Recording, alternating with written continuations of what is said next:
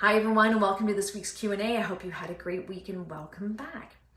Today we're going to talk about bidding wars, and I know we've done this a little bit in the past, but it's bidding war season again, and a lot of the questions I get on a regular basis are, how can I increase my chances of winning, or how do I win in a bidding war? So let's talk about a few things that can help you. The first thing is deposit. We want to make sure that you have a nice, healthy deposit. Especially if you're in the city of Toronto, we are looking at a minimum of 5% of the purchase price. At the end of the day, if your offer and another are similar, they're probably going to take the one that has the highest deposit if everything else is the same. So just remember that. The second thing is, I'm sorry to say, but you cannot have any conditions in the offer if you're hoping to win. If you have a need for financing, make sure you are pre-approved in advance of offer day. And make sure your lender understands the situation, most of them do, that you're going to be in multiple offers. And so you just want to make sure that you are pre-approved and there's not going to be any problems there. If you need a home inspection, I would say probably 80% of the time the sellers and the listing agent have done one and will provide it to you. So that's the first thing you want to make sure.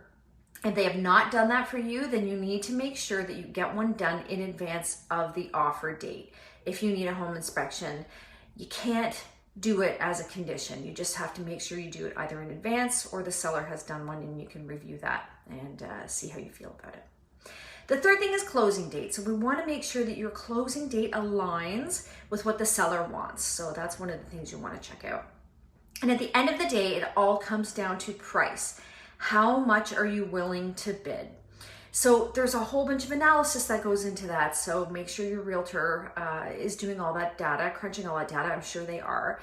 But let's be realistic. If there are 2 offers or if there are 20 offers, the price is going to make a difference. You need to understand that.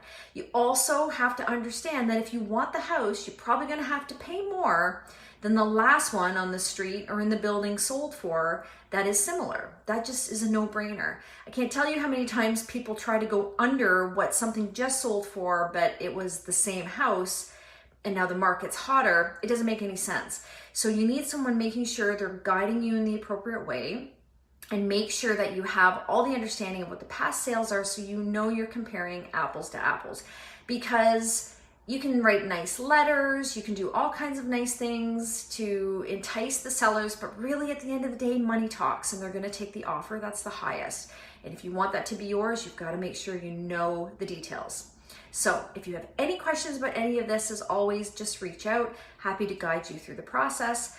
And if you want any other information about anything, you know where to reach me. And please feel free to like and share with anyone you think might be interested. Hope you have an awesome day, and we'll see you soon.